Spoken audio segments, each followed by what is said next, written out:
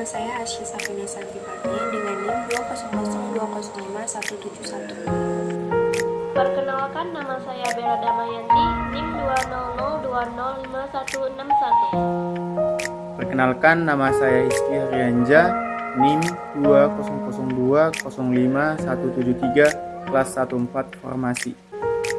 Perkenalkan, nama saya Cynthia Pisani Hagu, NIM 200205164 dari kelas 14.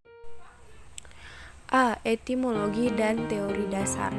Fungi diambil dari bahasa Latin fungus yang berarti jamur, merupakan suatu kelompok besar organisme eukariota yang termasuk juga ke dalamnya seperti mikroorganisme yaitu kapang dan khamir. Dalam taksonomi ilmu biologi yang mempelajari jamur disebut sebagai mikologi. Fungi diklasifikasikan ke dalam kingdom karena memiliki ciri-ciri yang berbeda. B. Morfologi fungi. Struktur tubuh jamur tergantung pada jenisnya. Ada jamur yang satu sel, misalnya khamir, ada pula jamur yang multiseluler membentuk tubuh buah besar yang ukurannya mencapai 1 meter, contohnya jamur kayu. Tubuh jamur tersusun dari komponen dasar yang disebut hifa. Hifa adalah struktur menyerupai benang yang tersusun dari dinding berbentuk pipa. Dinding ini menyelubungi membran plasma dan sitoplasma hifa. Sitoplasmanya mengandung organel eukariotik. Hifa membentuk jaringan yang disebut miselium. Miselium menyusun jalinan-jalinan semut menjadi tubuh buah. Pada umumnya, sel khamir lebih besar daripada kebanyakan bakteri, tetapi khamir yang paling kecil tidak sebesar bakteri yang terbesar. Khamir sangat beragam ukurannya, berkisar antara 1 sampai 5 nanometer lebar dan panjangnya dari 5 sampai 30 nanometer atau lebih. Spesies mempunyai bentuk yang khas, tubuh atau halus, pada dasarnya memiliki 2 bagian, miselium dan spora atau sel resisten istirahat atau dorman. Miselium merupakan kumpulan beberapa filamen yang dinamakan hifa. Setiap hifa lebarnya 5 sampai 10 nanometer dibandingkan dengan sel bakteri yang biasanya berdiameter 1 nanometer. Kebanyakan hifa dibatasi oleh dinding melintang atau septa. Septa mempunyai pori besar yang cukup untuk dilewati ribosom, mitokondria, dan kadangkala inti sel yang mengalir dari sel ke sel. Akan tetapi, ada pula hifa yang tidak bersepta atau hifa senositik.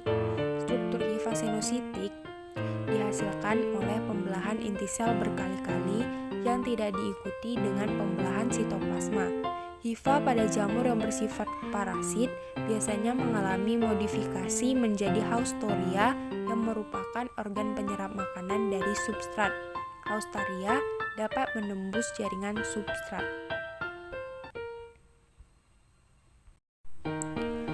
Ada 3 macam morfologi hifa, yaitu 1. Aseptat atau senosit.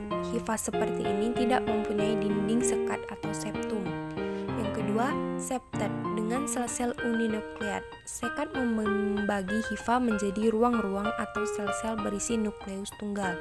Pada setiap septum, terdapat pori di tengah-tengah yang memungkinkan perpindahan nukleus atau sitoplasma dari satu ruang ke ruang lain. Sungguh pun setiap ruang suatu hifa yang bersekat tidak terbatasi oleh suatu membran sebagaimana halnya pada sel yang khas. 3. Septet dengan sel-sel multinukleat. Septum membagi hifa menjadi sel-sel dengan lebih dari satu nukleus dalam setiap ruang. Miselium dapat vegetatif atau reproduktif. Beberapa hifa dari miselium somatik menembus ke dalam medium untuk mendapatkan zat makanan. Miselium reproduksi bertanggung jawab untuk pembentukan spora dan biasanya tumbuh meluar ke udara dari medium. C. Cara hidup fungi. Semua jenis jamur bersifat heterotrof, namun berbeda dengan organisme lainnya. Jamur tidak memangsa dan mencernakan makanan. Untuk memperoleh makanan, jamur menyerap zat organik dari lingkungan melalui hifa dan miseliumnya, kemudian menyimpannya dalam bentuk glikogen. Oleh karena jamur merupakan konsumen, maka jamur bergantung pada substrat yang menyediakan karbohidrat, protein, vitamin, dan senyawa kimia lainnya. Semua zat itu diperoleh dari lingkungannya. Sebagai makhluk heterotrof, jamur dapat bersifat parasit obligat, parasit fakultatif, atau saprofit. A. Parasit obligat. Parasit obligat merupakan sifat jamur yang hanya dapat hidup pada inangnya, sedangkan di luar inangnya tidak dapat hidup. Misalnya pneumonia carini atau kamir yang menginfeksi paru-paru penderita AIDS. B. Parasit fakultatif. Parasit fakultatif adalah jamur yang bersifat parasit jika mendapatkan inang, yang akan tetapi bersifat saprofit jika tidak mendapatkan inang yang cocok. C. Saprofit. Saprofit merupakan jamur pelapuk dan pengubah susunan zat organik yang mati. Jamur saprofit menyerap makanannya dari organisme yang telah mati seperti kayu tumbang dan buah jatuh. Sebagian besar jamur saprofit mengeluarkan enzim hidrolase pada substrat makanan untuk mendekomposisi molekul kompleks menjadi molekul sederhana sehingga mudah diserap oleh hifa. Selain itu, hifa dapat juga langsung menyerap bahan-bahan organik dalam bentuk sederhana yang oleh inangnya. D. Simbiosis. Cara hidup jamur lainnya adalah melakukan simbiosis mutualisme. Jamur yang hidup bersimbiosis, selain menyerap makanan dari organisme lain, juga menghasilkan zat tertentu yang bermanfaat bagi simbiosisnya. Simbiosis mutualisme jamur dengan tanaman dapat dilihat pada mikoriza, yaitu jamur yang hidup di akar tanam kacang-kacangan atau pada lichen. Reproduksi fungi. Secara alamiah, jamur berkembang biak dengan berbagai cara, baik secara seksual dengan pembelahan, penguncupan, atau pembentukan spora. Dapat pula secara seksual dengan peleburan nukleus dari dua sel induknya. Pada pembelahan, suatu sel membagi diri untuk membentuk dua sel anak yang serupa. Pada penguncupan, suatu sel anak tumbuh dari tonjolan kecil pada sel inang. Spora aseksual yang berfungsi untuk menyebarkan spesies dibentuk dalam jumlah besar. Ada banyak macam spora aseksual, yaitu 1. Conidiospora atau conidium. Conidium yang kecil dan bersel satu disebut mikronidium. Conidium dibentuk di ujung atau di sisi atau satu hifa. 2. Sporangiospora. Spora bersel satu ini terbentuk di dalam kantung yang disebut sporangium di ujung hifa khusus. Yang ketiga, iodium atau atrospora. Spora bersel satu ini terbentuk karena terputusnya sel-sel hifa. Yang keempat, chlamydospora. Spora bersel satu yang berdinding tebal ini sangat resisten terhadap keadaan yang buruk, terbentuk dari sel-sel hifa somatik. Yang terakhir, blastospora. Tunas atau kuncup pada sel-sel khamir disebut blastospora. Reproduksi secara seksual pada jamur melalui kontak gametonium dan konjugasi. Kontak gametonium mengakibatkan terjadinya singami, yaitu persatuan sel dari dua individu. Singami terjadi dalam dua tahap. Tahap pertama adalah plasmogami, yaitu peleburan sitoplasma, dan tahap kedua adalah koriogami, peleburan inti. Setelah plasmogami terjadi, inti sel dari masing-masing induk bersatu tetapi tidak melebur dan membentuk dikarion. Pasangan inti dalam satu dikarion atau miselium akan membelah dalam waktu beberapa bulan hingga beberapa tahun. Akhirnya, inti sel melebur membentuk sel diploid yang segera melakukan pembelahan meiosis. Ada beberapa tipe spora seksual, yaitu 1. Ascospora. Spora bersel satu ini terbentuk di dalam pundi atau kantung yang dinamakan ascus. Biasanya terdapat 8 ascospora di dalam setiap ascus. Yang kedua, basidiospora. Spora bersel satu ini terbentuk di atas struktur berbentuk ganda yang dinamakan basidium. Yang ketiga, zigospora. Zigospora adalah spora besar berdinding tebal yang terbentuk apabila ujung-ujung dua hifa yang secara seksual serasi. Disebut juga gametangia. Yang terakhir yaitu keempat, oospora. Oospora terbentuk di dalam struktur betina khusus yang disebut ooginium. Pembuahan telur, oosper, oleh gamet jantan yang terbentuk di dalam antheridium, menghasilkan oospora. Spora aseksual dan seksual dapat ditarai oleh struktur pelindung yang sangat terorganisasi yang disebut tubuh buah. Tubuh buah seksual diantaranya adalah acervulus dan pycnidium. Tubuh buah seksual yang umum disebut parestesium dan apotesium. Klarifikasi fungi. Jamur merupakan tumbuhan yang tidak mempunyai klorofil sehingga bersifat heterotrof, tipe sel eukariotik. Jamur ada yang uniseluler dan multiseluler. Tubuhnya terdiri dari benang-benang yang disebut hifa. Hifa dapat membentuk anyaman bercabang-cabang yang disebut dengan miselium. Reproduksi jamur ada yang dengan cara vegetatif, ada pula dengan cara generatif.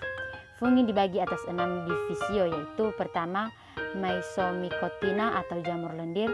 Mysomycotina merupakan jamur yang paling sederhana, mempunyai 2 fase hidup, yaitu fase vegetatif atau fase lendir yang dapat bergerak seperti amoeba disebut plasmodium. Kedua yaitu fase tubuh buah. Reproduksi secara vegetatif dengan spora, yaitu spora kembara yang disebut Mysoflagellatum. Contoh spesies Phaeocerum polycephalum yaitu kedua Oomycotina. Tubuhnya terdiri atas benang atau hifa tidak bersekat, bercabang-cabang dan mengandung banyak inti. Reproduksinya ada 2 yaitu vegetatif dan generatif. Vegetatif itu yang hidup di air dengan zoospora, yang hidup di darat dengan sporangium dan conidium. Sedangkan generatif yaitu bersatunya gamet jantan dan betina membentuk oospora yang selanjutnya tumbuh menjadi individu baru. Contoh spesies ada 2 yaitu Saprolegnia sp atau yang hidup saprofit pada bangkai ikan, serangga darat maupun serangga air. Kedua yaitu Phytophthora infestans atau penyebab penyakit busuk pada kentang. Ketiga itu Ascomycotina. Anggota kelas ini dicirikan oleh pembentukan askus yang merupakan tempat dihasilkannya aksopora. Beberapa ascomycet membentuk tubuh buah yang melindungi askus bersama ascospores. Kebanyakan dari spesies ini hidup saprofit. Secara aseksual, Ascomycotina ini memperbanyak diri dengan membelah biner, melintang dan bertunas. Contoh spesies yaitu Saccharomyces cerevisiae. Sehari-hari dikenal sebagai ragi, berguna untuk membuat bir, roti maupun alkohol, mampu mengubah glukosa menjadi alkohol dan CO2 dengan proses fermentasi. Kedua yaitu Neurospora cytophilia atau jamur oncom. Ketiga yaitu Penicillium nogasum dan Penicillium chrysogenum, penghasil antibiotik pensilin.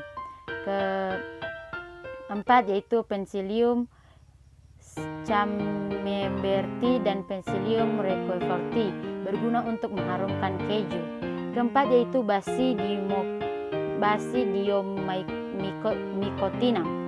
Basidiomycotina ini dicirikan oleh adanya basidispora yang terbentuk di luar pada ujung atau sisi basidium. Basidiomycotina yang banyak dikenal meliputi jamur, jamur papan pada pepohonan, dan jamur karat serta jamur gosong. Basidiocraf yang mengandung basisida bersama basidiospornya. Ciri khasnya alat reproduksi generatifnya berupa basidium sebagai badan penghasil spora. Kebanyakan anggota spesies berukuran makroskopik. Contoh spesies ada 2 yaitu pertama Volvariella volcacea atau jamur merang dapat dimakan dan sudah dibudidayakan. Kedua yaitu Auricularia polytricha. Jamur kuping dapat dimakan dan sudah dibudidayakan. Kelima yaitu Deuteromycotina. Kelas ini meliputi jamur tingkat reproduksinya seksualnya belum ditemukan. Sebagian besar jamur yang patogenik pada manusia adalah Deuteromycotina. Nama lainnya fungsi impreti atau jamur tidak sempurna. Dinamakan demikian karena pada jamur ini belum diketahui dengan pasti cara perkembangbiakan secara generatif. Contoh jarum oncom, sebelum diketahui pembiakan generatifnya dinamakan Monilia stophilia, tetapi setelah diketahui pembiakan generatifnya yang berupa askus, namanya diganti menjadi Neurospora cytophilia, dimasukkan ke dalam Ascomycotina. Banyak penyakit kulit karena jamur atau dermatomycosis disebabkan oleh jamur dari golongan ini. Misalnya epidermophyton flucosum, penyebab penyakit kaki atlet, dan lain-lain. F. Peranan fungi dalam kehidupan manusia. Jamur sangat berperan dalam kehidupan manusia. Di dalam ekosistem, jamur dan bakteri berperan sebagai pengurai atau dekomposer. Beberapa jenis jamur dapat dimanfaatkan dalam industri makanan dan minuman. Di samping itu, jamur ada juga yang dapat menyebabkan penyakit pada tumbuhan, hewan, dan juga pada manusia. Berikut ini beberapa jamur yang menguntungkan dan merugikan dalam kehidupan manusia. Jamur yang menguntungkan. 1. Rhizopus oryzae, yaitu untuk pembuatan tempe. Yang kedua, Mucor javanicus untuk pembuatan tape. Yang ketiga, Aspergillus oryzae untuk pembuatan roti. Yang keempat, Penicillium notatum dan Penicillium chrysogenum yang menghasilkan antibiotik. Jamur yang merugikan antara lain: 1. Aspergillus flavus menghasilkan racun aflatoksin. Yang kedua, Aspergillus fumigates menyebabkan penyakit paru-paru pada burung. Yang ketiga, Epidermophyton flocosum yaitu penyebab kaki atlet. We got history, got me feeling the nostalgia when you look at me.